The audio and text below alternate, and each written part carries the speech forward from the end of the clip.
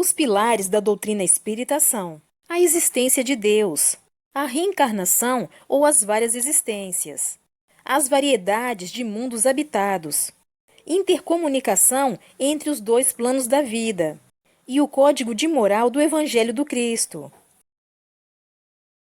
Outras criaturas. A grande ave abria e fechava o bico enorme, como se deglutisse alguma coisa. Tínhamos a impressão de que o cansaço dominava-lhe o organismo. Todavia, Orcus esclareceu. Nestas profundezas, os seres que aqui residem quase sempre sentem-se ansiados pela atmosfera asfixiante e de baixa vibração. Embora ferozes, maus e desvairados, não conseguem sobrepor-se às forças da natureza. Não obstante, aduziu Atafon, que ainda mantinha a mão estendida em direção ao pássaro. Esses grandes seres do mal expedem instruções para a superfície, através de outras criaturas que lá em cima lhes cumprem as ordens rigorosamente, acreditando-se instrumentos da grande justiça. Interferem na vida humana e, de certa forma, justificam a teoria de que o diabo disputa a alma do homem.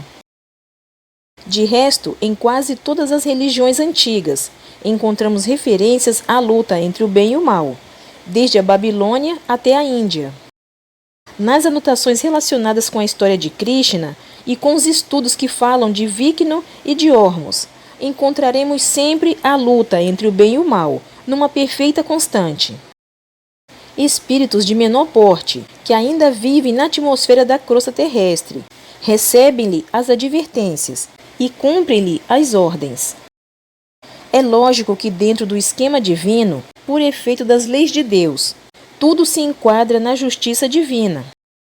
Acontece, porém, que o que poderia ser feito com amor, realiza-se simplesmente com excessiva justiça. Atafon silenciou, e nós, assombrados, notamos que de súbito o bicho abriu o bico de maneira diferente, e uma voz cavernosa pareceu sair-lhe em pleno peito. Que desejais em nossos domínios, anjo do abismo? Não sabeis que nessas trevas governamos nós, os filhos dos dragões? Por que perturbai-nos o trabalho pacífico em prol da justiça do mundo? Senti-me gelar. Orcus agarrou-me mais firme no braço, como quem compreende a minha situação interior. Atafon demorou algum tempo a responder. Depois clamou com voz argentina por cima do lago. Como filhos do Cordeiro e guardião dos abismos, fazemos uma viagem de estudos e aprendizado. Compete-nos informar as esferas mais altas de que maneira está sendo aplicada a justiça nesses rincões. Nosso dever nos impõe o trabalho. Se vós aplicais a justiça, cabe a mim e a outros guardiões fiscalizá-la. Representamos também, de alguma forma, a vontade de Deus nestas profundidades. O pássaro deu-nos a ideia de que estava satisfeito com a resposta. Contudo, bocejou estranhamente. Pareceu-nos que pequenas chamas saltavam-lhe da boca. Seria luz? Após voltou a dizer: compreendo e acato as ordens de cima, das esferas que governam o orbe e os abismos. Respeito-o como guarda abismal. Mas e essas criaturas que o acompanham? Que direito têm de penetrar em nossos domínios? Já venceram elas o bem e o mal? Já alcançaram possibilidades superiores? Um grande silêncio se fez. Por que então vem nos perturbar desrespeitando nossas leis? Continuou mais feroz agora, em seguida a pausa sem resposta. Atafon voltou, no entanto, sereno e humilde. Receberam ordens superiores para visitar os abismos em viagem de estudo. Foi-lhes permitido percorrer essas regiões e anotar relacionando o trabalho da justiça que se exerce através dos dragões para conhecimento dos homens. A palavra de Atafon pareceu tocar-lhe a vaidade e o orgulho, porque tivemos a impressão estranha de que atrás do bico prodigioso e em plenos olhos havia um sorriso de gosto e de alegria. Bom, se estão credenciados para contar ao mundo a obra notável que os dragões realizam no fundo da terra para a harmonia da criação, nada temos a dizer e nem faremos um gesto para impedir. podeis percorrer os domínios que estão sob minha responsabilidade, e que é o domínio dos seres que já conquistaram poder para dominar, e asas que nos libertam do solo. Assombrei-me com a interpretação sibilina que aquela criatura procurava dar de sua escravidão na forma. Eles não admitem, segredou-me Orcus, de maneira alguma que estejam se degradando na forma, pela permanência na imantação do mal. Querem fazer crer que o bico, os olhos de fogo, as asas negras, os pés semi-humanos e tudo mais são conquista gloriosa. Não veem a própria forma distorcida, como um cárcere chaguento e terrível. Sonham que são seres que adquiriram maiores possibilidades. Com esse pensamento, adaptam-se às novas condições de vida nessas zonas infernais. Era espantoso tudo aquilo. No entanto, passamos a compreender que Deus, em sua misericórdia, permite que os seres adaptem a própria consciência ao ambiente onde vivem, a fim de que não se desespere ainda mais no caminho da dissolução. Orcus aplaudiu-me o raciocínio. Eu não cabia em mim mesmo de espanto e admiração ante a ave que fala. Há muitos seres alados como esse por aqui? Interroguei Orcus, ansiosamente. Atafon, porém, me respondeu. Uma infinidade. Tudo na obra de Deus é grandioso. Existem aos milhões. E o abismo é, por sua vez, subdividido em um número muito grande de departamentos. Dante identificou 9 círculos principais na zona leste. Acreditou que houvesse visitado todo o abismo. Na realidade, não percorreu nem um terço dessas zonas. Deveria voltar. No entanto, tão grande foi a celeuma que levantou em seu tempo que as entidades superiores consideraram que o homem terrestre ainda não possuía condições espirituais para saber mais, e as suas viagens foram definitivamente encerradas. Ele, que era escritor e médium ao mesmo tempo, retornou então simplesmente à sua atividade de escritor que exerceu até a morte, passando a escrever somente sobre coisas do mundo. Atafon silenciou, e eu fiquei meditando no apontamento cheio de sabedoria que me indicava a dualidade da natureza do poeta florentino. Em verdade, pareceu-me sensato que pudesse ele exercer com idoneidade os 2 ministérios. Continuamos penetrando na região dos abismos. Um cheiro nauseabundo invadia agora nossas narinas.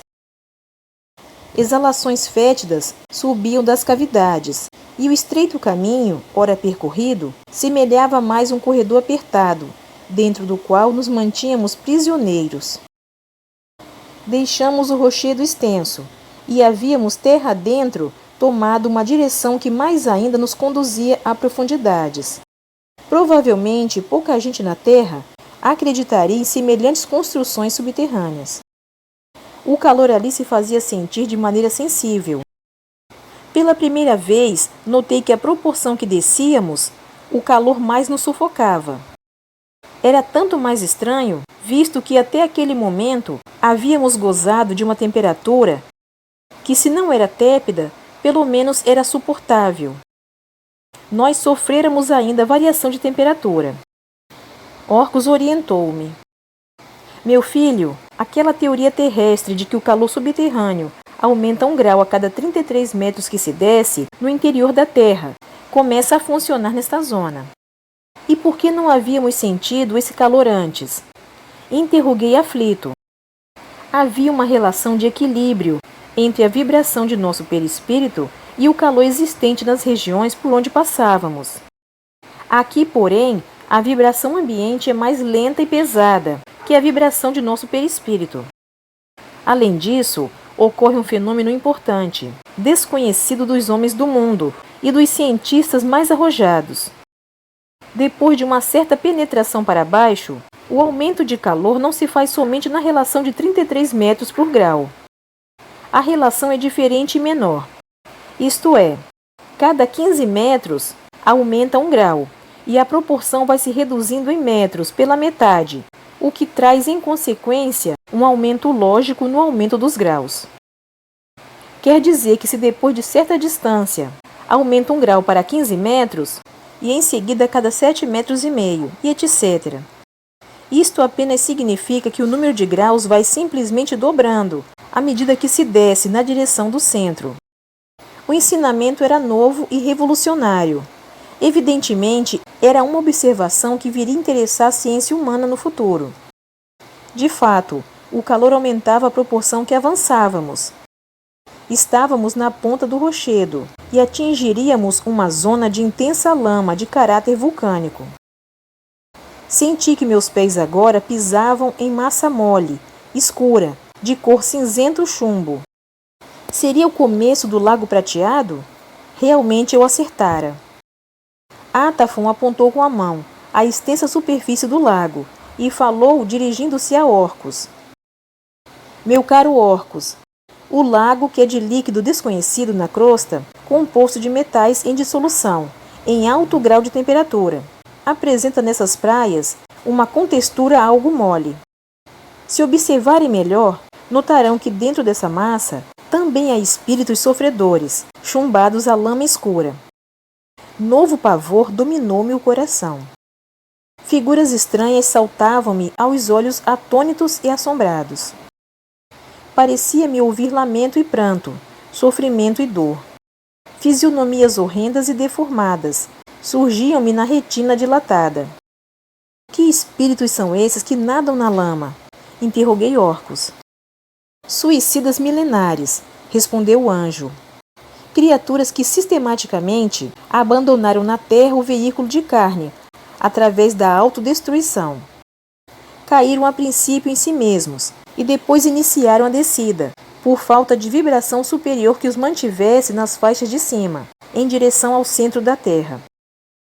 Contam-se por milhares as oportunidades que perderam, destruindo-se ininterruptamente. E pode alguém se destruir indefinidamente? Perguntei um tanto impressionado. De certa forma, sim, esclareceu o grande espírito. Há criaturas que fixam o pensamento na desilusão e no desespero. Atingem assim a apatia ou o desvario, sem a menor possibilidade de controle.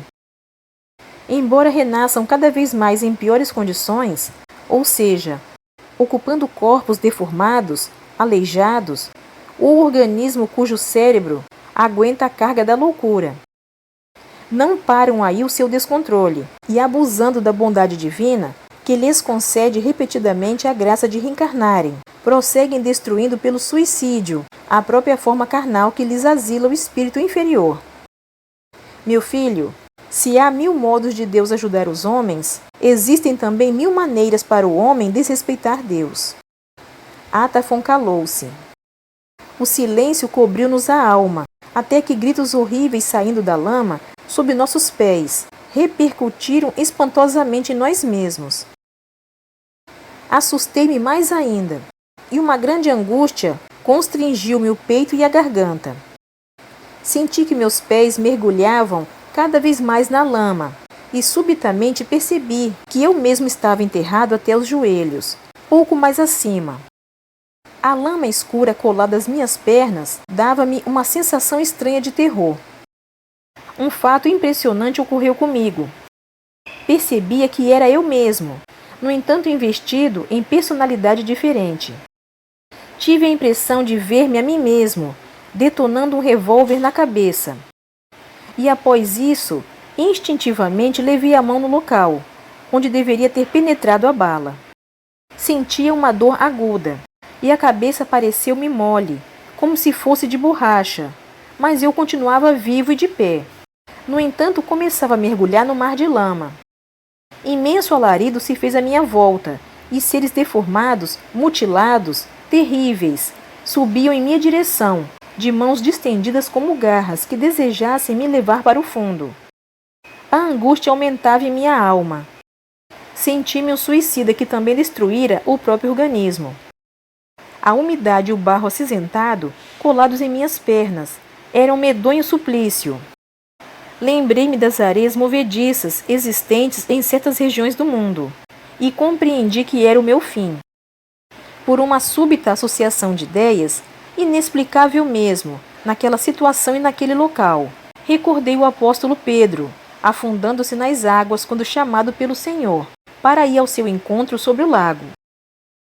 Então meu pensamento voltou-se para Deus e orei sentidamente.